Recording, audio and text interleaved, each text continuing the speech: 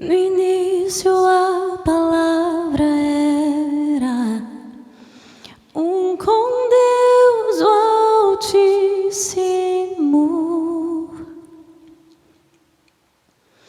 Na criação glória velada, em Jesus tudo que é Deus. Outro nome igual não há, outro nome igual não há. Só Jesus Cristo, homem Deus. Outro nome igual não há. Filho de Deus e Rei. Outro nome igual não há. Só Jesus Cristo. Se esvaziou e o céu deixou, sim. O Santo Deus homem se fez. Amor maior que o meu pecado, nada vai nos separar. Hoje é dia 30 de novembro, se não me engano. Eu sou meio ruim desse negócio de datas, mas eu acho que é. Então a gente está entrando no último mês do ano. E o que acontece nessa época do ano? Nessa época do ano as pessoas começam a falar sobre retrospectiva e em todas as áreas. O ser humano adora medir e medir-se em que as pessoas foram melhores naquilo que elas fazem. Então nessa época do ano começa a sair lista dos concorrentes ao Oscar, e aí todos os segmentos da cultura tem essas listas dos melhores, e dentro daquele segmento tem várias listas, né, assim, para não ter pouco prêmio, assim, não é só o melhor filme, aí tem melhor tudo, assim, o melhor maquiador, o melhor efeito, o melhor som, e enfim, em todas aquelas áreas que são subdivididas, você dá prêmio ao melhor, e aí você tem um prêmio Pulitzer, você tem um prêmio, enfim, do teatro, você tem prêmios sem fim, listas sem fim, sai a lista dos homens mais ricos, daqueles que ganham mais dinheiro no ano, e não tem fim isso. O ser humano adora isso, todo ano a mesma coisa, e a gente hoje em dia vive num mundo que fez todo mundo participar disso, né?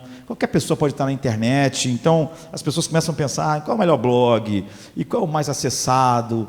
Às vezes na internet tem umas perguntas assim, né? Qual é o melhor pastor na sua visão? Qual é o melhor pregador? As pessoas são quase obcecadas por isso. Então, qual é o melhor canal do YouTube? Qual é o que tem mais visualização? Qual o Twitter tem mais seguidores?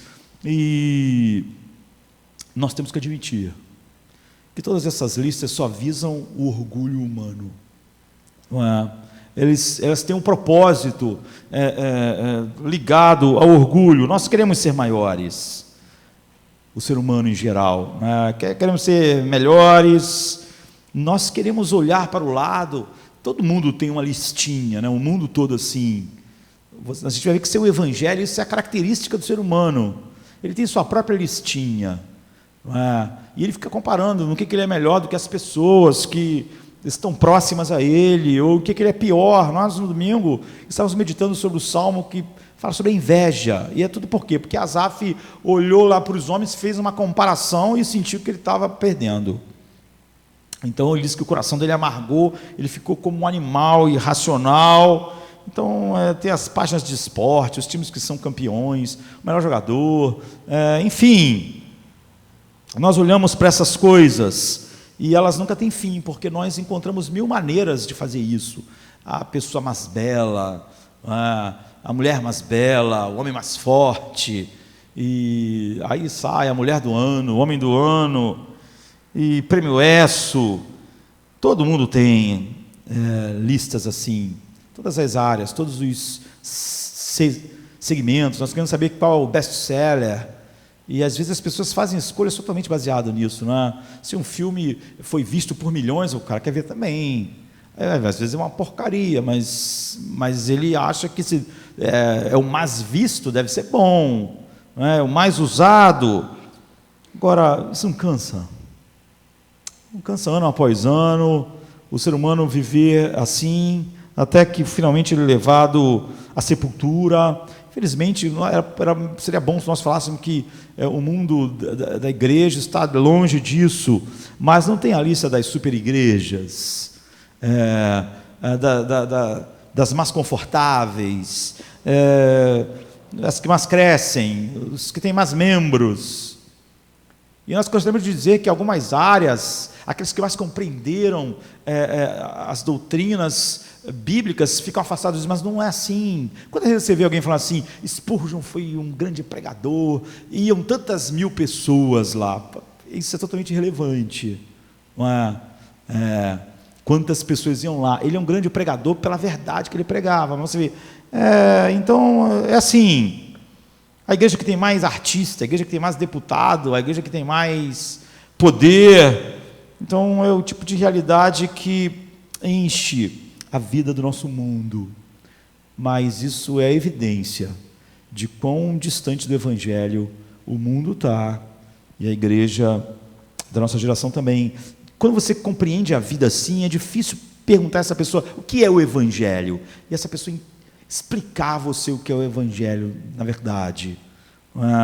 Paulo diz assim em Filipenses 3:3-9, porque a circuncisão somos nós, que servimos a Deus em espírito, e nos gloriamos em Jesus Cristo, e não confiamos mais na carne, ainda que também podia confiar na carne. Se algum outro cuida que pode confiar na carne, ainda mais eu, circuncidado ao 8º dia, da linhagem de Israel, da tribo de Benjamim, hebreu de hebreus, segundo a lei fui fariseu, segundo o zelo, perseguidor da igreja, segundo a justiça que há na lei, irrepreensível, mas o que para mim era ganho, reputei por perda, por causa de Cristo, e na verdade, tenho também por perda todas as coisas, pela excelência do conhecimento de Cristo Jesus, meu Senhor, pelo qual eu sofri a perda de todas essas coisas, e as considero como escória, para que possa ganhar a Cristo, e seja achado nele, não tendo a minha justiça que vem da lei, mas a que vem pela fé em Cristo, a saber, a justiça que vem de Deus pela fé. Paulo era um estudioso, Paulo era um acadêmico, ele era alguém que valorizava grandemente a educação, e normalmente os estudiosos, eles são muito cautelosos, não é? O que eles escrevem estão cheios de notas de rodapé, e eles dão importância a cada significado sutil, eles têm cuidado com o que dizem. Portanto, a afirmação do apóstolo Paulo no versículo 7, 8 e 9 é surpreendente. É surpreendente por tudo que a gente sabe que o apóstolo Paulo era, não é? Um homem altamente educado, erudito, normalmente homens assim são extremamente cuidadosos, mas ele diz assim, mas o que para mim era lucro, passei a considerar perda, eu considero tudo como perda, comparado com a suprema grandeza do conhecimento de Cristo Jesus, meu Senhor. Eu considero como esterco. Mas Paulo tinha acabado de falar das suas credenciais, sabe, as credenciais mais incríveis. Ele tinha falado das suas realizações, e tudo é muito impressionante nas realizações do apóstolo Paulo, não é? O que ele está chamando de lixo, não são aquelas coisas ruins da vida, a sarjeta, a vida de pecados, uma vida de horrores, eu vivi uma vida devassa. Ele não está falando isso, ele está falando sobre as maiores realizações que um ser humano pode ter e alcançar na vida, não é? Então, aqui você vê que na tradução que eu li, traduziu por escória. Há algumas traduções diferentes, mas é porque os tradutores da Bíblia são pessoas, não é, eruditos, cuidadosos. Não queria usar realmente a palavra que Paulo usou. Ele fala esterco, ele fala excremento. É isso que eu considero essas coisas, não é? Ele não podia usar uma palavra maior. O que ele está falando? Ele está falando do doutorado dele em Harvard. Ele está falando sobre as maiores realizações humanas. Ele não está falando que ele considera esterco a vida ímpia e devassa que ele tinha. Ele está falando sobre as maiores coisas. Ele está falando sobre as medalhas de honra do Congresso, né, do seu país. Sabe, o prêmio Pulitzer, sabe, ganhar o Oscar de melhor ator do mundo, ganhar o prêmio de melhor jogador do mundo. Ele está falando essas coisas, ele está falando essas maiores conquistas humanas. Eu considero isso esterco. É sobre isso que ele está falando. Ele diz: é porcaria, tudo porcaria. Sabe, o meu doutorado em Harvard, porcaria. E ele diz que ele acha tudo isso porcaria pela a grandeza de uma outra coisa que é tão inigualável, que fez ele mudar completamente a maneira com que ele via a vida. Ele via a vida igual a nossa sociedade, igual a maioria das pessoas veem, mesmo dizendo ser cristãs, sabe? O que está dizendo é que quando o sol sai, por mais incrível que você acha que é Vênus brilhando de noite, às vezes tão próximo, ou uma estrela, o que Paulo está dizendo é o seguinte: quando o sol sai, ele é tão incrível, tão brilhante, que tudo o resto do céu some, assim, fica só com o brilho do sol. Ele está falando sobre realização, influência, poder, aquelas coisas que mais brilham nos olhos dos homens. E ele diz: olha, o que eu vi é tão brilhante que eu não consigo mais enxergar nada. Eu não vejo, é totalmente insignificante. E ele fala sobre a suprema grandeza. Suprema grandeza.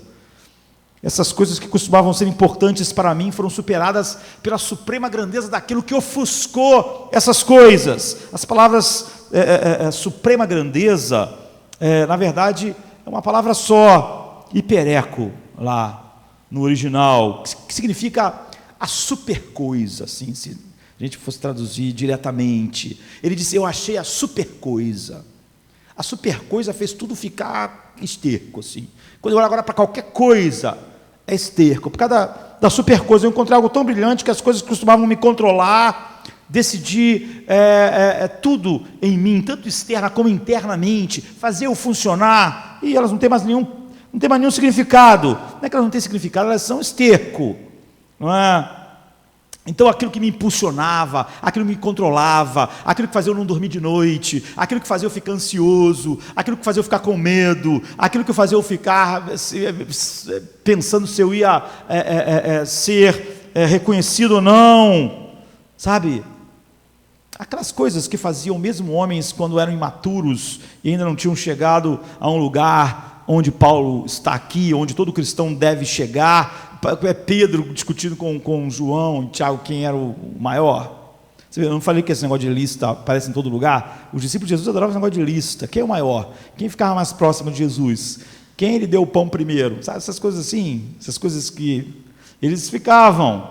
E Paulo está dizendo: isso não tem nenhuma influência sobre mim, não tem nenhum controle, não tem mais nada. Então, o que é essa super coisa, ele diz: isso não tem mais nenhum controle a respeito de mim, porque eu desejo ser achado nele, não tendo a minha justiça que vem da lei, mas a que vem pela fé em Cristo, a saber, a justiça que vem de Deus pela fé, para conhecê-lo, e a virtude da sua ressurreição, e a comunicação das suas aflições, sendo feito conforme a sua morte. Nós temos que embrulhar esse pacote aqui do apóstolo Paulo, porque ele está falando tudo isso é por causa da justiça. Mas quando a gente ouve falar sobre justiça agora, mesmo quando a gente fala sobre justificação, mesmo quando a gente tem um entendimento um pouco melhor do que no mundo hoje, a gente perde, na verdade, o significado completo. O Paulo está dizendo o seguinte: a maior necessidade do coração do homem é encontrar justiça. Todo mundo está buscando justiça, não é o cristão que não compreende o evangelho e está buscando justiça de uma forma. Todos os seres humanos estão buscando justiça. Essas listas, essas coisas, é todo mundo buscando justiça. E Paulo está falando que existe o segredo é que ele encontrou isso. Isso todo mundo que encontrou, ele diz, vai acontecer a mesma coisa. O resultado de encontrar justiça é o mesmo, porque a justiça é o problema fundamental do coração humano, é a necessidade básica, premente do coração humano. A justiça é a maior, é a maior coisa para o ser humano, portanto, é o maior presente que você podia receber de Deus. Não tem nada maior do que você podia receber de Deus. E é isso que ele descobriu, que transformou a vida dele, mudou a vida dele. E é sobre isso que nós queremos olhar. Então, por que isso é a nossa necessidade mais fundamental? E como isso está tão entrelaçado com o Evangelho, que se alguém não entender isso, não importa o que o cara fala sobre a cruz, Jesus, a morte, o sangue, ser salvo, ir para o céu, ou justificação, ele não entendeu o Evangelho. Então, quando a gente ouve a palavra justiça, muitas pessoas pensam que significa ser bom, não em detrimento de ser mal, ser uma pessoa boa, viver uma vida boa. É isso que Paulo está dizendo. É sobre isso que ele está falando. Ele está falando sobre algo totalmente diferente da ideia normal que nós temos, simplesmente quando falamos em justiça. Paulo nos dá uma lista das suas credenciais, no verso 4, 5 e 6. Ele diz: ainda que também podia confiar na carne, se algum outro, ou seja, algum outro ser humano, cuida que pode confiar na carne, eu ainda mais. Eu fui circuncidado ao 8º dia, da linhagem de Israel, da tribo de Benjamim, hebreu de hebreus, segundo a lei fui fariseu, segundo o zelo perseguidor da igreja, segundo a justiça que há na lei, irrepreensível. Então, a gente pode gastar um tempo, não o tempo adequado, mas um tempo pensando um pouquinho na lista do apóstolo Paulo, e o que são essas credenciais. Se nós não podemos falar a respeito delas, podemos pelo menos esboçar elas, para termos uma ideia em nossa mente. Quando ele diz, eu fui circuncidado ao 8º dia, por que ele botou isso? Por que isso era importante? Ele está dizendo o seguinte: eu não fui convertido ao judaísmo, eu sou da linhagem de Abraão, eu fui circuncidado ao 8º dia, ou seja, eu sou descendente direto de Abraão. Eu não sou alguém que viu que o Velho Testamento era correto, e aí fui levado a compreender que aquilo era verdade e abracei aquilo. Não, eu nasci, corre no meu sangue. Você vê que isso é uma lista, isso difere você de um monte de gente. Aí ele diz, eu sou da tribo de Benjamim. Por que ele coloca isso? Por que isso é importante? Porque nós sabemos que as duas únicas casas que não abandonaram a casa de Davi é a tribo de Benjamim e a tribo de Judá. O resto todo debandou. Ele está dizendo, está vendo? Isso era importante. Ele está dizendo, eu não sou da tribo de Dan, da tribo daquele pessoal que abandonou a casa de Davi, da onde veio a salvação. A minha tribo sempre esteve ali na casa onde a promessa do Messias estava. Sempre estivemos ligados à casa de Davi. Então ficou só Judá e Benjamim. Então ele diz, eu sou da tribo de Benjamim, eu sou circuncidado ao 8º dia, eu nasci, eu tenho esse sangue. Ele diz, eu sou hebreu dos hebreus. Por quê? Os judeus se espalharam e havia grande parte dos judeus foram totalmente influenciados pela cultura grega. Eles eram helenizados, falavam grego, viviam, por exemplo, um cristão famoso, mas que era de cultura grega, Estevão, o primeiro Mártir. Paulo está dizendo, eu não fui helenizado, eu não fui as outras culturas, eu estive lá, eu fui criado falando hebraico, eu estive mergulhado na cultura sempre, sabe, eu conheço todas as culturas. Ele era cidadão romano, era um cidadão do mundo, mas ele era hebreu dos hebreus. Ninguém podia ser mais raiz, assim, do que o apóstolo Paulo. É isso que ele está dizendo, eu sou hebreu dos hebreus, eu sou culturalmente puro, eu sou misturado, eu sou racialmente puro, eu tenho o sangue correndo nas minhas veias de Abraão, eu sou da tribo de Benjamim, daquela que nunca deixou a casa de Davi, e ele é um fariseu, o que significa que ele tem grandes realizações educacionais, são os que mais estudaram, os que chegaram aos maiores títulos. Ele diz, eu sou fariseu, e segundo a justiça que há na lei, ou seja, todas as regras que os fariseus até exageravam, ele diz, eu fui irrepreensível. E todos são testemunhas de que ninguém foi mais irrepreensível desde a juventude tenra. Então, ele disse, segundo o zelo, eu fui perseguidor da igreja. O que ele está dizendo? Eu era um líder. Eu não seguia os líderes que perseguiam a igreja, as pessoas que me seguiam para perseguir a igreja. Eu comandava, eu estava lá no topo. Eu saí pelo mundo perseguindo a igreja, comandando a perseguição. Ele tinha todas essas credenciais, essas grandes credenciais. O que ele está falando, queridos? Ele está falando o seguinte: pega aí o seu currículo e venha. Por isso que ele diz assim: se alguém podia se gloriar na carne, muito mais eu. Pega o seu currículo, venha comparar com o meu. Vamos olhar aqui, item por item. Vamos ver quem vai estar lá no topo da lista. Vamos ver quem é o cara mais incrível. Quem é o cara, desde o nascimento, desde a linhagem, desde o sangue puro, desde a cultura. Ele está falando sobre isso. Então, a gente chama de currículo, isso ficou até sendo um nome que a gente perde um pouco, mas na verdade currículo é o quê? É a lista do quê, queridos? Dos teus méritos, Você pega os teus méritos e bota num troço assim, e põe num papel, e põe num computador, e você bota todos os seus méritos ali, para que aqueles méritos sejam comparados com os outros méritos. É isso que é o nosso currículo, são as nossas realizações, são as nossas habilidades, são nossas capacidades, são nossas grandes qualificações. Então, você diz assim, e qual é o propósito do currículo? Para que as pessoas têm um currículo? Por que a gente tem isso? Por que Paulo tinha um dele aqui? O teu currículo é o teu argumento. Sabe, você quer entrar numa empresa, qual é o seu argumento? Eu sou um cara bonito, sou simpático, cara. Dá argumento. O teu currículo é o teu argumento. Eu sou melhor. Olha o meu currículo, olha o desses, olha aquele ali, manda ele embora, olha aquele lá, manda ele embora, escolhe a mim. Essa empresa precisa de mim, eu sou o cara, assim, eu sou o melhor. É isso que é o currículo. O teu currículo é o teu argumento para ser escolhido, o teu argumento para ser aceito, o teu argumento para... Então, como é que você entra numa faculdade? Assim.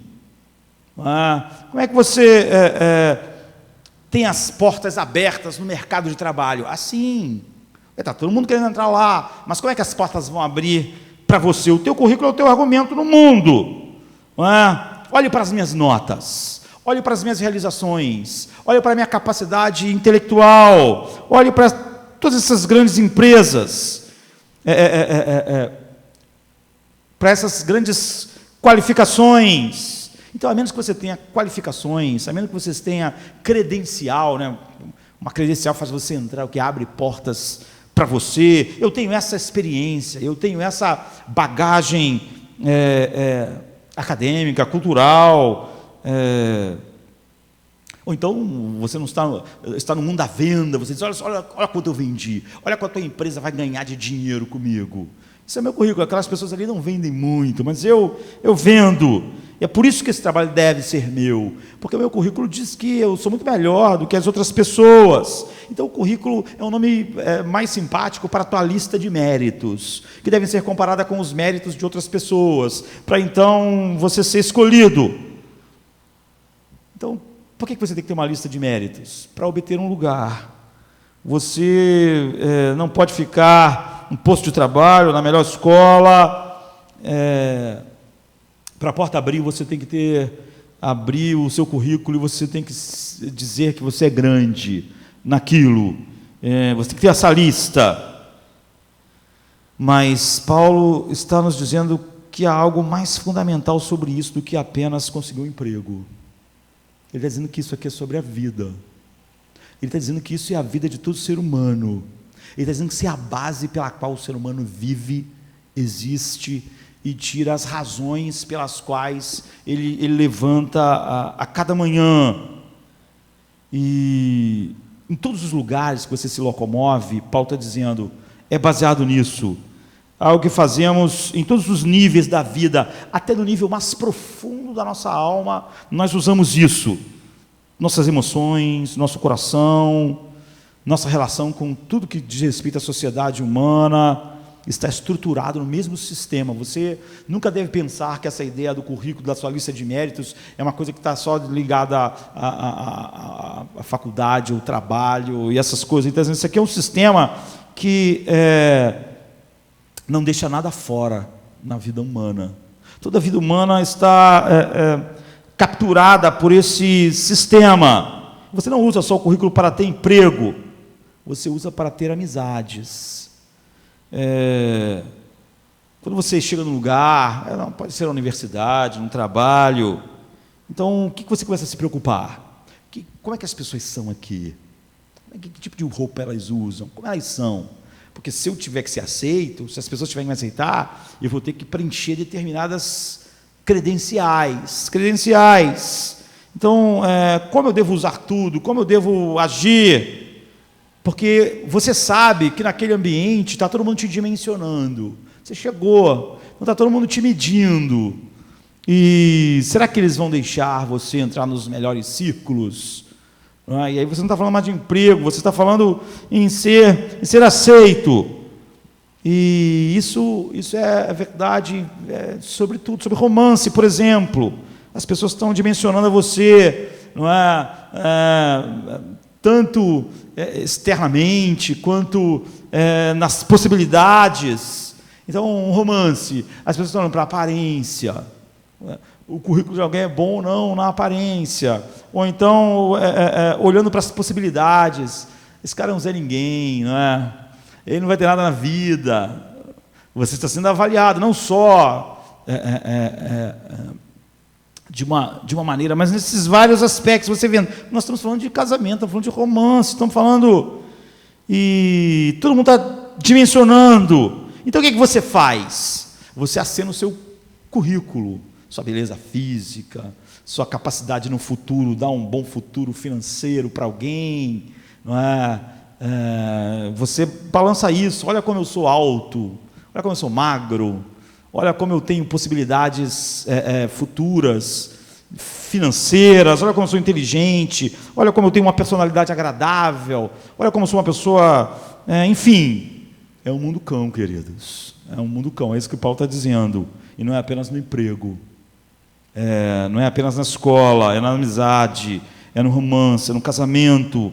A Bíblia, em certo sentido, nos diz que você usa esse sistema de currículo até olhar para você mesmo. Ou seja, para nenhuma dessas relações fora. Em outras palavras, você não apenas acena a lista dos seus méritos para os outros, você acena para você mesmo, para você se sentir bem. E você não usa o currículo só na sua relação com o mundo e com as pessoas. Você usa para que você sinta que você é alguém, para você ter autoestima. É o mesmo sistema horrível que está funcionando. Então, não é apenas que amizades, você não vai ter as amizades certas, o romance certo, o emprego certo, a faculdade certa, mas é que você vai fechar a porta para você mesmo se você achar que o seu currículo não está à altura. Você vai ficar triste, deprimido, você vai ficar achando um lixo, um nada. Por quê? Porque você acha, você mesmo avaliou o seu currículo, você pensa, isso aqui é porcaria, não vale. Você define os padrões e as coisas que fazem você se sentir bem sobre você mesmo. E se você não atinge aquelas coisas que iam fazer você se sentir bem sobre você mesmo, então você não se sente bem. Então você se sente mal. Hoje em dia a gente vive, a palavra autoestima virou quase que uma panaceia na nossa cultura. E você amaldiçoa você mesmo, você quer morrer, você não tem o corpo que você devia ter, você não tem a inteligência que você devia ter, você não tem o romance que você devia ter, você não ganha o dinheiro que você não é a pessoa que você mesmo achava que você... Não é que o teu currículo não está impressionando os outros, o teu currículo não está impressionando você mesmo. E a vida humana caída foi estruturada dessa forma. É fácil você se sentir bem quando você compara o seu currículo com o de alguém e você acha que tem vantagem. E é fácil você se sentir mal quando você acha que está em desvantagem. Então, não é apenas nas nossas relações. Paulo diz, isso é que é justiça. Está todo mundo procurando justiça, está vendo?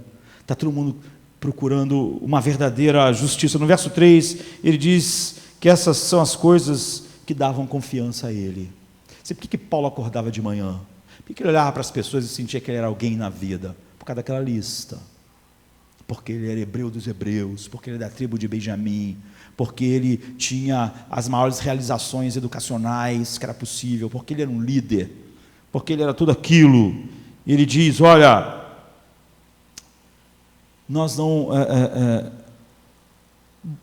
nos glorificamos nessas coisas, mas ele diz assim, que nos gloriamos em Cristo Jesus e não temos nenhuma confiança na carne. Paulo está dizendo o seguinte, a palavra que ele usa é vanglória. Eu não me glorio em nenhuma dessas coisas. Nenhuma dessas coisas tem nenhum peso na minha vida. Você vê as coisas mais incríveis. Ele diz, a tua justiça está naquilo que você pode dizer, a minha justiça é Cristo. A tua justiça está naquilo que você se gloria. Se você se gloria na sua posição, como o Paulo estava dizendo, hebreu dos hebreus, na sua realização educacional, na sua casa, no seu emprego, se você compara com outras pessoas, se você, quando diz que você se sente vencedor e se sente bem, é porque você estava comparando alguma coisa dessa lista que os homens têm uns com os outros, Paulo diz, essa é a sua justiça. Você pode dizer que Cristo é a sua justiça, mas você está mentindo. Você se gloria nisso que faz você se sentir alguém, nesse teu currículo. Essa é a sua justiça. A tua justiça é o que faz você receber críticas, mas dizer, isso é bobagem, porque eu sei que eu sou bom nisso, eu sei. Ou seja, a crítica te afunda quando ela pega naquilo que você sabe, eu realmente não sou bom nisso. Mas quando você está ali, você sabe que você tem algo, alguém pode falar alguma coisa, mas você está lá, você tem uma estrutura baseada em algo, e se alguém critica você olha para o seu currículo e diz, esse cara é um nada, esse cara está falando isso, é um bobo. Mas se você acha que realmente atingiu algo naquilo que você queria se gloriar, você vai para casa e fica deprimido, fica arrasado, você fica se sentindo horrível. Então, todo mundo precisa de justiça, Paulo está dizendo, e todo mundo está buscando justiça, e todo mundo encontra a sua justiça em alguma coisa. E a diferença final de um cristão ou não é onde ele encontrou a justiça. Então, a necessidade mais profunda que nós temos é de justiça. Todo mundo tem um currículo, ou seja, uma justiça, ou uma coisa em que ele encontra justiça que é diferente, porque nós temos um conjunto de coisas que nós achamos mais importantes. Certa vez eu vi um pastor dizendo que ele era pastor durante muitos anos. Ele disse que ele descobriu depois assim, de uns anos que quando havia problemas na igreja, ou quando acontecia alguma coisa na igreja, ele se sentia muito mal, sentia que ele não estava fazendo as coisas direito, ele ficava arrasado. Mas a mulher dele não ficava. A mulher dele dizia assim, que isso, Deus é grande. Sabe como as pessoas costumam falar hoje? Deus está no controle. As pessoas falam assim, normalmente é quando elas não estão interessadas assim, no que está acontecendo, elas acham que o outro está passando não é, Deus está no controle, não é? Mas aí ele disse que aconteceu uma coisa estranha, assim, quando o problema era na casa dele, com os filhos dele, e que havia alguma visão de que o filho podia estar se desviando por um caminho não muito bom, aí a mulher dele ficava arrasada. Aí ele dizia, Deus está no controle. Ele disse que ficava arrasado, assim. Então ele disse que um dia ele e ela conversando assim, disse, olha, nós temos algo que é a nossa justiça, que não é Cristo. Você é a igreja. Então, é dali que você tira que você está fazendo a coisa boa, que você está indo bem, que você... Então, se aquilo lá começa a entrar em algum colapso, você desaba. Agora, para mim, é a família. Nós dois, você vê, eles tinham um currículo diferente, eles estavam tirando a justiça de algo diferente, mas os dois estavam fazendo a mesma coisa. E é por isso que um podia dizer para o outro, quando o problema era na igreja, Deus está no controle, não fica desse jeito. E quando era na família, ele podia dizer para ela, Deus está no controle, não era assim, não seja exagerada. Os dois só tinham um tipo diferente de lugar para encontrar justiça. O sucesso da igreja era a justiça dele, o sucesso da família era a justiça dela. Então, você vê, é muito fácil você não compreender o que Paulo está dizendo. Ele era um pastor, e ela comprometida supostamente com o Evangelho, mas nenhum dos dois tinham em Cristo, na verdade, a sua justiça. É sobre isso que Paulo está dizendo. Então, todos nós temos uma justiça, um currículo no qual nós enfrentamos o mundo, enfrentamos nós mesmos, e aí a gente se sente bem diante do mundo, se a gente acha que está indo bem, ou a gente se sente bem internamente, você não está se achando um lixo, não está se achando horrível, não está deprimido, e nós também usamos isso com Deus. Paulo diz, todo mundo faz isso, todo mundo faz isso. Não pense que alguém que não está fazendo isso em Cristo não está fazendo isso, está todo mundo fazendo. Você não pode dizer assim, como é incrível como Paulo coloca Cristo aqui. Não, ele está dizendo assim, todo mundo está fazendo isso, todo mundo está encontrando a sua justiça em algum lugar, em alguma coisa, porque todos nós sabemos que estamos nus, todos nós estamos tentando nos vestir, todos nós estamos tentando nos convencer a nós mesmos de uma dignidade, e você tem que encontrar uma maneira de recomendar você mesmo, de recomendar quem você é, e todo mundo está buscando isso, é o que Paulo diz. Adão e Eva pegaram folhas de figueira para tapar sua nudez, eles estão todo mundo fazendo isso, o tempo todo, cobrindo a sua nudez. Você deve me aceitar, pela minha altura, pela minha beleza, pelo meu corpo, pela minha inteligência, pelo meu dinheiro, pelas minhas capacidades, pelo meu temperamento maravilhoso, você deve me aceitar. E nós dizemos isso para Deus, nós dizemos isso para o mundo, e nós dizemos isso para nós mesmos. É tão generalizado que você pode nunca perceber no que você está buscando a sua justiça, e como você está distante do Evangelho. E sobre isso eu quero pressionar nesses momentos finais. Então você tem que entender que, em primeiro lugar, você não entenda mal, não é? Mas é porque quase todo mundo entende as coisas mal, é que isso é necessário. Você pode pensar que o maior problema do ser humano é o pecado, não é? E de certa forma mas é de uma maneira diferente do que todo mundo pensa. O pecado não é a principal coisa que impede o homem de estar diante de Deus, não é? Não é. Eu podia ir tão longe de dizer que o pecado não é a principal razão para as pessoas não serem cristãs, é o contrário, é a sua justiça. É isso que Paulo descreveu aqui, é isso que impede o homem de realmente viver, ir a Deus, ou ser alguém que viva direcionado ao que Deus quer. Não é a sua atitude para com os seus pecados que estragam tudo, é a sua atitude para com a sua justiça. Você vê, aquele pastor, ele não podia achar que o grande problema da vida dele era que a igreja era a sua justiça. Era fácil, quando ele mentisse, ele pensar, eu pequei hoje, mas era muito difícil ele perceber que a justiça dele era a igreja e não Cristo. Então, a nossa atitude para com a nossa justiça é o que nos afasta de Deus. Paulo diz aqui que quando ele se tornou cristão, Paulo não disse que a atitude dele para com o pecado mudou. Paulo era um fariseu, ele levava o pecado a sério. Ele era um homem, ele levava o pecado a sério. Quando ele disse, segundo a justiça que era na lei, eu fui irrepreensível, ou seja, de todas as formas, eu tentei honrar a lei. Paulo não era alguém que vivia uma vida, ele tinha uma visão de pecado muito completa, muito estreita. Ele sempre soube que os pecados estavam errados, ele sempre sabia que quando ele pecasse era ruim, e quando ele pecou, Paulo se arrependeu, orou, jejuou, foi ao templo, ofereceu sacrifício. Ele era alguém assim, ele disse, eu contei tudo isso, que era maravilhoso, como perda por amor a Cristo. Isso que ele está dizendo, é que ele reorientou completamente a sua vida, em como ele olhava para as suas boas ações, para as suas grandes realizações, para aquilo que ele fazia de melhor. Essa era a questão. É isso que faz um cristão. Um cristão olha para aquilo que é de melhor nele de uma maneira diferente, para as suas maiores realizações, para as suas maiores bondades. O cristianismo não é uma adição, o cristianismo não é algo que você adiciona à sua vida. Ah, tinha coisas boas, mas precisava melhorar. Não é apenas um pouco de energia para que você consiga ir em direção, nas direções certas que estavam sendo difíceis. Não é um pouco de pomada ou remédio que você adiciona à vida.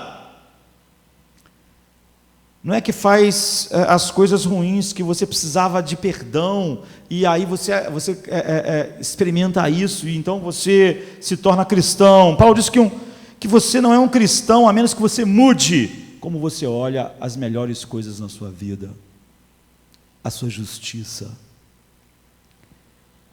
Então, quando mudar completamente a tua visão sobre tudo, você é um cristão. Antes, você não é. Todas as coisas que eu olhei, ele está dizendo, eu agora olho para o lado diferente. Minhas orações, meus jejuns, minhas realizações, minha educação, meu zelo perseguidor, meu comprometimento com a cultura hebraica, tudo isso eu vejo mais ou menos diferente. Não é que eu vejo o pecado mais diferente, eu sempre vi o pecado como algo horrível. Eu sempre vi o pecado como algo da qual devia me afastar, ou devia me arrepender assim que cometesse. A Bíblia não diz que o Evangelho, a Bíblia diz que o Evangelho é tão radical, que você deixa de ser irreligioso, mundano e se torna espiritual. Não. Mas a maior parte das pessoas pensa que é isso que o Evangelho diz. Não é? Você reorienta a sua vida em torno daquelas coisas melhores. Paulo ia dizer, eu já fazia isso tudo a vida toda. Não é? E eu era extremamente comprometido com tudo isso. Então, você vê que é fácil as pessoas nunca compreenderem. Quando Martinho Lutero dizia que ele pregava o Evangelho toda semana, porque a igreja dele costumava esquecer o Evangelho, hoje a gente vive num momento pior, porque talvez, não é que as pessoas esqueçam o Evangelho toda semana, é que elas não saibam mesmo o Evangelho. Você só pode esquecer o que você sabe, não é? Então, muitas pessoas podem dizer, olha, muitas pessoas dizem, eu tentei servir a Cristo, sim, mas não consegui, não funcionou, é porque ela não entende. Outras estão achando, está funcionando, minha vida melhorou, estou fazendo as coisas, mas ela também não entende. Eu estava lendo um livro antigo, de uma escritora que eu gosto, e ela disse que 3 séculos atrás, um missionário cristão estava pregando para uma tribo de índios, e quando ele estava pregando, o chefe da tribo disse assim, não, então quer dizer que, peraí, quer dizer que o que você está falando aí, para ser cristão, eu não posso matar o pessoal da tribo vizinha e cortar a cabeça deles e encolher a cabeça deles? Aí o missionário, não, você não pode fazer isso. Sim, é certo.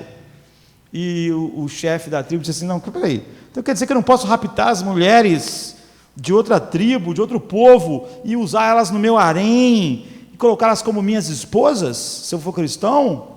E o missionário disse, não pode, isso é cristão, isso aí não pode. E também eu não posso roubar as aldeias, e saquear as aldeias, e tomar as aldeias. O missionário disse, não pode. E o chefe disse, eu não posso perseguir as pessoas, eu não posso estuprar as mulheres, eu não posso pilhar as aldeias, invadi-las, lutar, guerrear. E ele disse, não pode. Ele disse, então eu tenho 70 anos, não faço nada disso mesmo, eu sou cristão, eu não sabia. Ainda bem que você falou tudo isso, agora eu estou tranquilo, não faço nada disso. Nenhuma dessas coisas eu faço. Eu nem sabia que era cristão, mas sou cristão.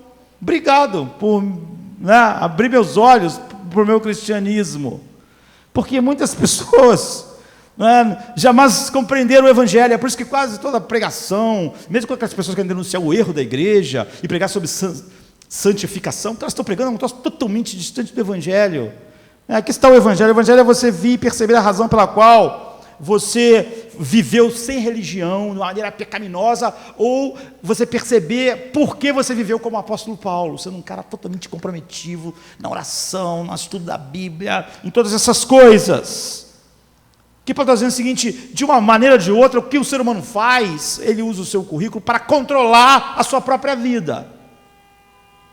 Todos nós queremos manter o controle das nossas vidas e queremos nos sentir como se estivéssemos no comando. É o que Paulo está dizendo. E a única maneira de manter o controle da sua vida é ou você falar: eu não quero saber de Deus, eu comando a minha vida. Sobre sexo, casamento, romance, dinheiro, eu vou através da minha opinião. É assim, aí você está no controle da sua vida. Mas Paulo está dizendo, a outra maneira de você estar no controle da sua vida é você falar o que Deus fala sobre sexo, sobre casamento, sobre orar, sobre isso, sobre aquilo, igual o chefe lá da tribo. O que Deus fala? Então eu vou fazer isso tudo. Mas agora Deus ficou em dívida com você. Agora Deus vai ter que te ouvir. Agora, se acontecer alguma coisa na tua vida, você vai dizer assim: não sei por que está acontecendo isso, estou conseguindo entender.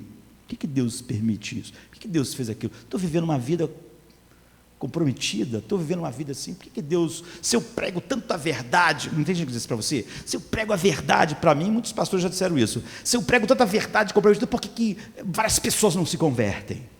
Você acha que Deus te devia isso? Você prega a verdade, você devia pregar. Se ninguém se converter nunca, isso faz a menor diferença. Mas essa pessoa está dizendo: Deus me deve, eu estou pregando que é a verdade. Como que a gente está fazendo um favor a Deus de pregar a verdade? Ele não vai retribuir? Ele não vai fazer isso? Então, você vê, essa pessoa está no controle. Ela queria controlar Deus, queria controlar quantas pessoas vão se salvar, quantas vão se converter, como é que a vida dela é, se vai ficar doente, se não vai ficar doente, se vai morrer, se vai viver muito, se vai viver pouco, se vai ganhar dinheiro, se vai ganhar dinheiro. Tem que fazer Deus, porque Ele tem que fazer, porque Deus falou que a gente tem que fazer isso. Você vê, essas pessoas estão no mesmo lugar. Paulo diz: o ser humano, ele quer controlar, ele quer ser o senhor da sua vida. Uns sendo totalmente ímpios, e uns tentando, igual a mim, era o exemplo dele, vivendo na mais alta piedade. Todos nós estávamos na direção da nossa vida, todos nós estávamos guiando, nós queremos servir a Deus como nós servíamos o governo do Brasil. Nós pagamos impostos, mas a gente vive reclamando: essa rua esburacada, essa escola não é boa, esse hospital é ruim. É assim que a gente queria servir a Deus, porque a gente acha que a gente fez muitas coisas agora. Como a gente deu ao governo dinheiro, é óbvio, né, nessa relação, a gente está cobrando um monte de coisa. Se as coisas não saírem de jeito, a gente diz: como é que ele deixou isso acontecer? Como é que ele deixou aquilo lá acontecer? Paulo está dizendo o seguinte: a maior parte das pessoas que se dizem cristãs, religiosas, elas se relacionam com Deus dessa forma. Elas deram a Deus, agora elas estão cobrando. Cadê? Por que a estrada do meu casamento está esburacada? Por que a estrada da minha saúde não está boa? Por que não tem iluminação na vida na minha vida financeira? Por que está faltando isso ali? A gente serve, Paulo está dizendo, a Deus como você queria servir ao dinheiro. A maioria das pessoas que se dizem cristãs se relacionam com Deus dessa forma.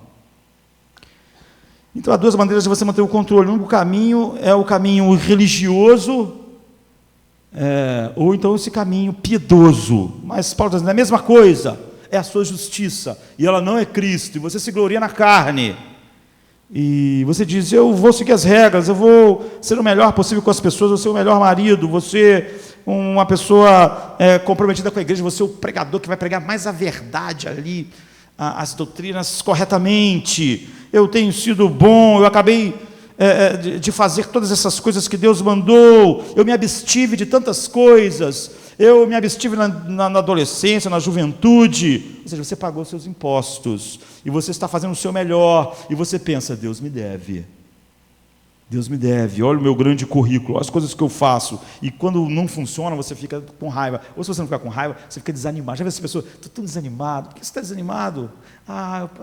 Pastor, aqui na minha cidade, eu preguei a verdade, todo mundo foi embora, ninguém deu bola, aí você ficou desanimado por causa disso, com Deus, foi isso?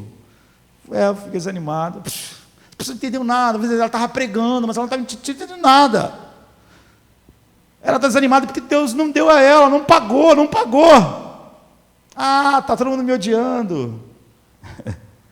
Paulo diz que simplesmente se arrepender dos seus pecados só faz de você um fariseu de sucesso. Ele diz, você se arrepende dos seus pecados? Você vive uma vida pura, comprometida, que é um exemplo para todo mundo que te vê? Você conseguiu chegar perto de mim, não vai conseguir ser o que eu sou, porque Paulo era o cara, né? Mas ele diz, você é um fariseu de sucesso, você pode ganhar o seu diploma de fariseu. Eu tinha o meu há muito tempo, o meu era o mais alto grau, e você conseguiu. Você vive uma vida certinha, o casamento é certinho, um grande pai, prega a verdade, então você já conseguiu o diploma de fariseu de sucesso.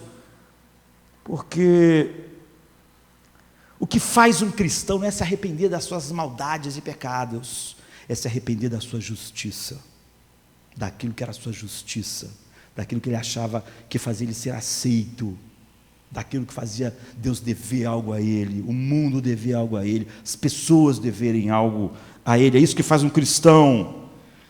Então, Paulo está dizendo o seguinte: eu vejo que quando eu era aquele fariseu dos fariseus, eu estava tentando ser o meu salvador, eu estava tentando obter a minha justiça.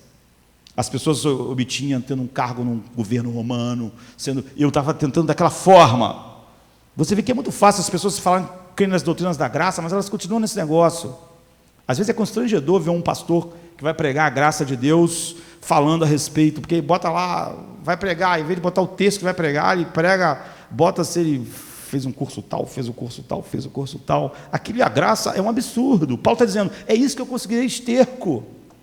É isso que eu considerei esterco. As melhores coisas, as realizações, as coisas que fazem os seres humanos acharem algo importante. Se você pode amar Jesus, entre aspas, mas você colocou Jesus como um exemplo, você colocou Jesus como um modelo, como um herói, mas não como o teu Salvador. Você é o teu Salvador. Você é a tua justiça. É por isso que ele está dizendo, não a justiça que vem, mas a justiça que vem de Deus, pela fé em Cristo. É a única justiça que eu tenho. Ele é meu Salvador, Ele não é meu modelo para ser salvo, Ele é meu herói, Ele não é o meu exemplo. Porque eu acreditava que as coisas estavam indo bem. Por quê? Porque meu currículo ia bem.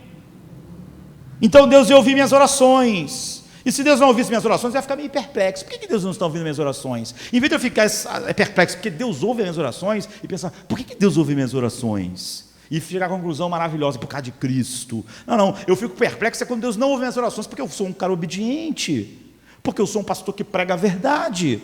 Por que Deus não está me ouvindo? Por que Ele não está me ouvindo? O que me faz perplexo é o oposto do que devia fazer eu ficar perplexo. Agora, no momento que você se tornar um cristão de verdade, eu percebo que o meu currículo só seria aquilo que Deus dá. Ou seja, que a única coisa que pode ser usada como currículo na minha vida é algo que Deus deu, não é nada que eu fiz, não é nada que eu possa fazer, nem que eu fiz antes, nem que eu possa fazer depois. É óbvio que se eu sou um verdadeiro cristão, então eu sei, mais do que ninguém no mundo, que Deus não me deve nada, porque o meu único currículo no qual me faz ser aceito é o que Ele deu, eu não trouxe nada, porque tanto quanto eu tentei viver uma vida boa, as coisas melhores que eu fiz, Paulo está dizendo, é que eu chamei de esterco. Vocês não entenderam se vocês acharam que o esterco era aquilo ruim da vida. Eu estou falando sobre as grandes realizações, a grande vida de santidade, de pureza, de pureza racial, cultural. Então o cristão é alguém que diz, eu costumava me arrepender antes dos meus erros. Eu costumava arrepender dos meus grandes pecados, mas agora eu me arrependo da minha justiça, me arrependo da minha bondade, me arrependo daquilo que antes eu achava melhor, ou seja, eu me arrependo do currículo, daquilo do qual eu tirava a minha justiça, daquilo que eu achava que me dava autoestima, que me fazia me sentir bem. Então, em cidades grandes como Rio de Janeiro, você pode ter essas fases, de viver uma vida, de pensar de uma forma, enquanto está em casa, novo, depois você vai para a faculdade, começa a pensar diferente, e nós costumamos achar que as pessoas estão em lugares melhores ou piores, mas o que Paulo está dizendo é que está todo mundo no mesmo lugar. Se você for como Paulo, uma pessoa religiosa, que vê Jesus maravilhoso como um exemplo, como um herói, mas não como Salvador. Você pode chamar ele de Salvador, mas o que está sendo a sua justiça não é ele, então ele não é o Salvador, você está dando uma palavra errada. Paulo está dizendo o seguinte, tudo que você tem como seu currículo na sua vida e na vida espiritual, só serve para duas coisas, e na vida em geral, ou você vai comparar com essas pessoas e vai se sentir orgulhoso, porque você está na frente, era como eu me sentia. Ou você vai se sentir um lixo, porque você vai sentir que você está perdendo. Então você pode olhar para isso, olha, essa coisa aí só serve para as pessoas ficarem orgulhosas ou sentir um lixo. Então eu vou viver uma vida de total impiedade. Paulo está dizendo, mas você ainda está no mesmo lugar, porque você ainda é o seu próprio Salvador. Você vai encontrar a sua justiça em outra coisa. Paulo está dizendo, e religião não faz diferença. Uma vida muito comprometida e uma vida totalmente maluca não faz diferença, está todo mundo no mesmo lugar, todo mundo está buscando a sua justiça. E há um velho hino que diz, lançai as tuas obras mortais fora, sob os pés de Cristo, fique nele, somente nele, e seja gloriosamente completo. Isso é cristianismo, não é? Isso é o evangelho, isso que significa ser um cristão.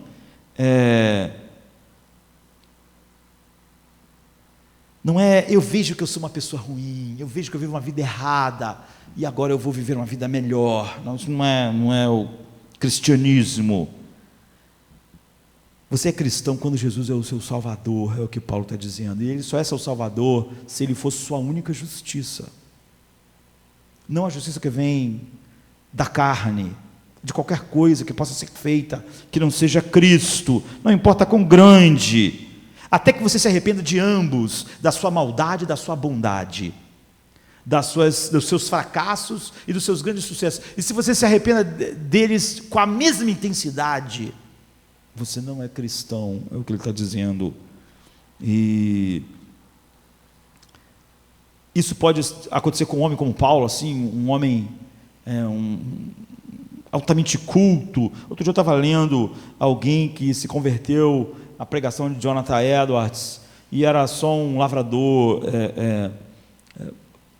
pobre, inculto, mas ele deixou um caderno de anotações que acabou se tornando conhecido, e ele diz assim, num trecho, esse homem simples, mas eu sei que ele entendeu. Quando eu ouvi ele pregando a graça de Deus, isso abriu uma ferida no meu coração. Pela graça de Deus, minha velha fundação foi derrubada, e eu vi que a minha justiça e bondade não podia me salvar, e eram um esterco para mim agora. Você vê, esse homem pobre, quase analfabeto, entendeu o Evangelho, tanto quanto o sábio Saulo de Tarso. Você vê, ele chegou no mesmo lugar, e se arrependeram da sua justiça, da sua bondade, ou de qualquer coisa que você tenda a fazer como justiça. E para encerrar, ele diz que significa ser cristão. Ele diz assim no versículo 9, e ser encontrado nele, não tendo a minha própria justiça que procede da lei, mas a que vem mediante a fé em Cristo, a justiça que procede de Deus e se baseia somente na fé. Filipenses 3:9.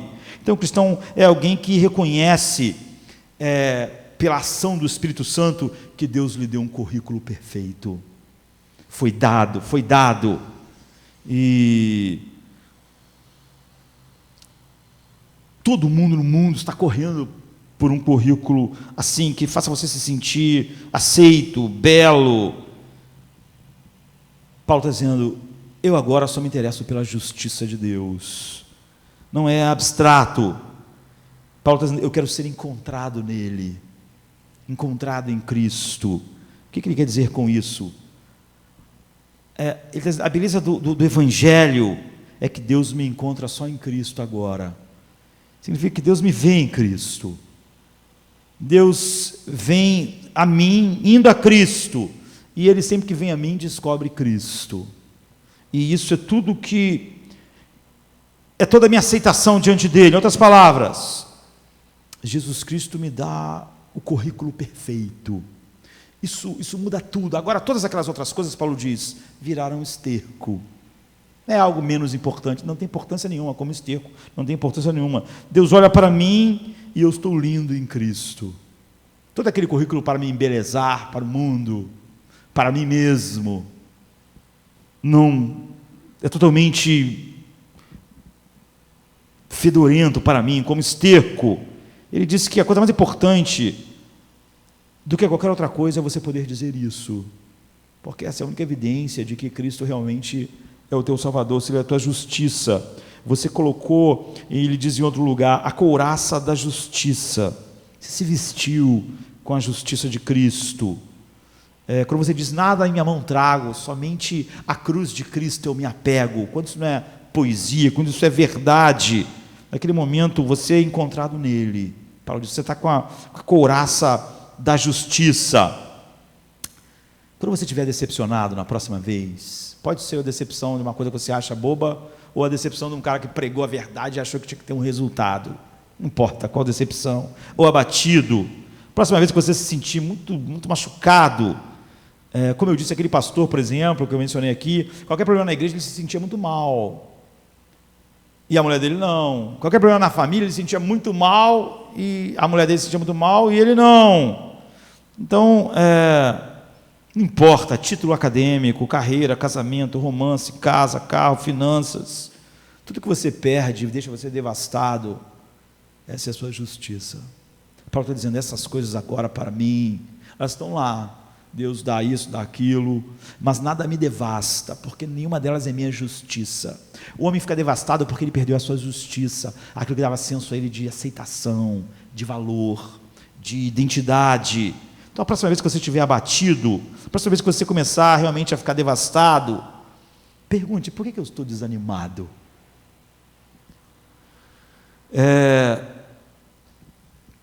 Onde a minha justiça estava, que agora eu estou sentindo que ela está ameaçada? Paulo diz, isso não acontece comigo, não acontece comigo, porque todas essas coisas, e nós vimos a lista dele, faça a sua lista, então a lista não vai ser igual a de Paulo, tribo de Benjamim, hebreu dos hebreus, segundo a lei fui fariseu, provavelmente a tua lei, por causa da nossa vida, da nossa cultura, vai ser diferente, mesmo entre nós aqui a lista vai ser diferente, não importa, não é? Se você não puder olhar para a lista daquilo que é mais elevado, ou era, e dizer isso para mim é esterco, Paulo diz, Jesus não é a tua justiça, você não compreendeu o Evangelho, sabe,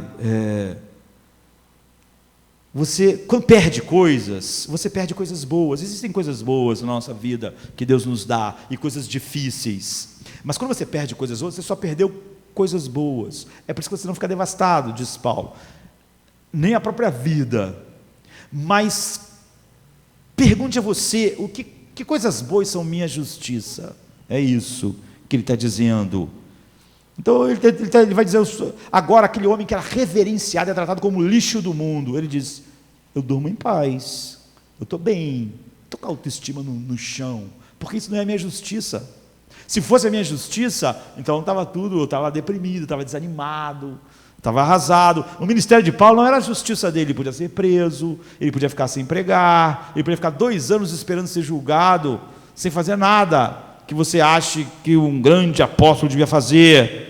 A razão que ele podia lidar com todas essas coisas era porque nada era a justiça dele. Então, aquelas coisas não podiam botar ele no buraco, não podiam, nada podia colocar ele no buraco.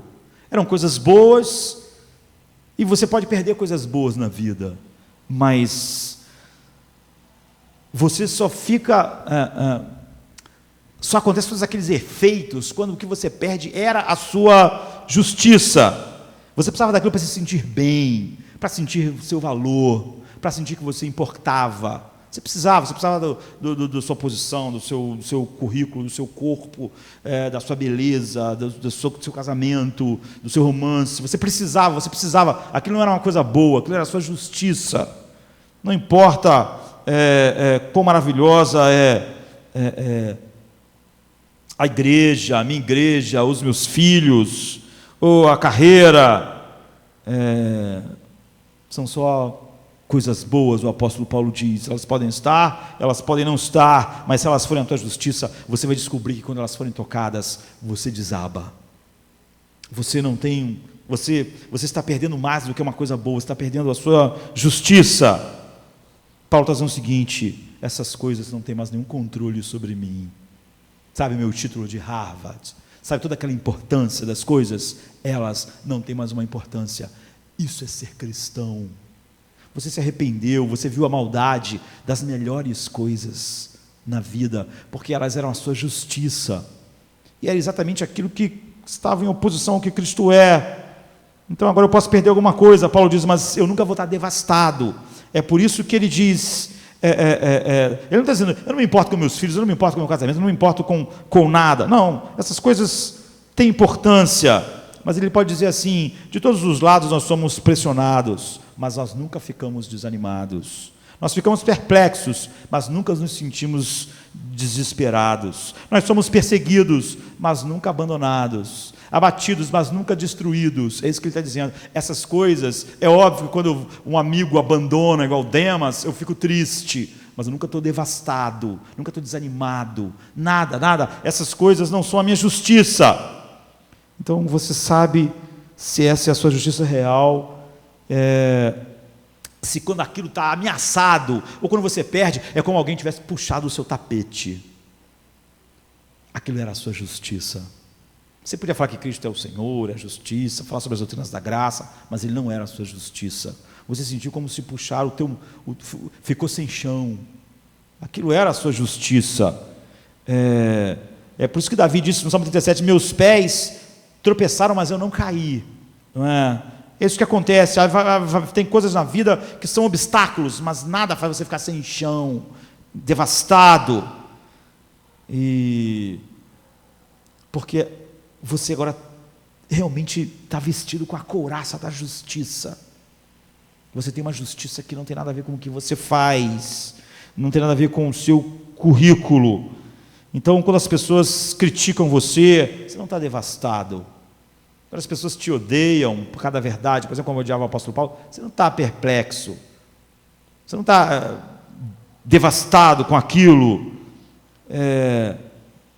porque há só uma coisa que importa, só uma coisa é a sua justiça. Não pode haver duas, não pode haver três. É isso que nós falamos no início. Paulo chamou de a hipercoisa. Quando eu descobri a hipercoisa, tudo virou esterco. Tudo. Não a vida de pecado, porque eu era um fariseu comprometido em viver uma vida de obediência, mas aquelas coisas mais, eu encontrei a hipercoisa, a supercoisa, a suprema grandeza, e você pode pensar que é um cristão e não ser, sabe? Se Jesus é seu exemplo, se Jesus é seu herói, se Jesus é o seu modelo, isso não é ser um cristão. Você é um cristão quando Jesus é o seu Salvador, e essa palavra só está dentro do significado certo se Ele for a sua justiça, e a sua única justiça, a única justiça.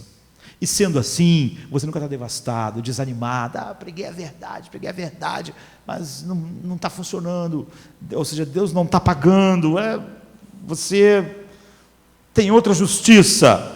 Se você fica devastado pelas decepções, pela crítica, ou se ao contrário, você compara você com outras pessoas e em algum ponto você se sente orgulhoso, é óbvio que você tem alguma coisa que é a sua justiça, que não é Cristo. Ou se você se sente ansioso, ou se nos teus melhores dias de obediência você sente, estou bem com Deus, hein? E no dia que você não foi assim, você pensa, ia tão mal, meu Deus. É óbvio que você acha que você é a sua justiça. Se Jesus for a sua justiça, nos dias de maior obediência e coisas grandes, você vai sentir simplesmente que Jesus é a sua justiça. Mas nos dias que você estiver numa situação oposta, você vai sentir que Jesus é a sua justiça. Num dia e no outro. Quando você, no dia que obedeceu, está vivendo um período de obediência, de grande coisa, e você sente que está bem com Deus, é óbvio que você acha que você está bem com Deus pelo que você faz. Então, é fácil você não ter, de fato, o Evangelho. O Lutero diz que as pessoas esquecem o Evangelho. Para mim, grande parte das pessoas hoje não conhecem o Evangelho, não é? E elas não podem compreender o que faz de Jesus o nosso Salvador, como Ele é a nossa justiça. E o que Paulo está dizendo quando ele diz, não buscando nada, ele só falou sobre coisas maravilhosas, ele diz, tudo isso é esterco. Eu me arrependi da minha justiça, da minha bondade, do meu currículo, e isso não tem mais nenhum significado.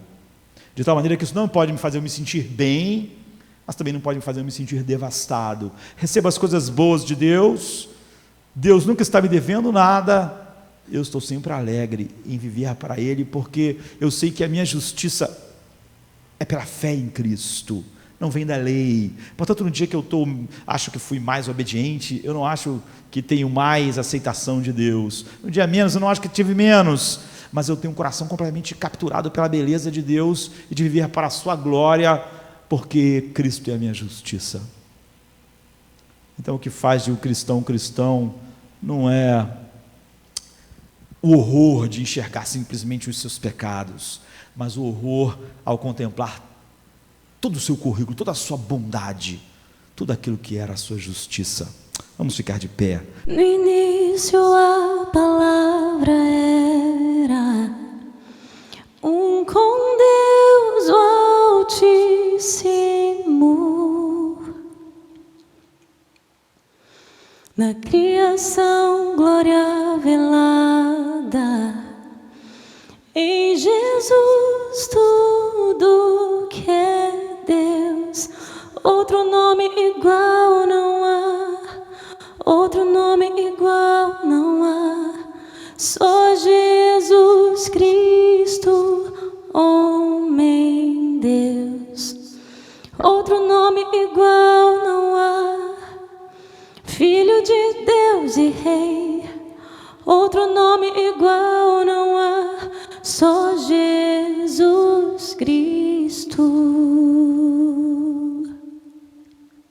Se esvaziou e o céu deixou sim o Santo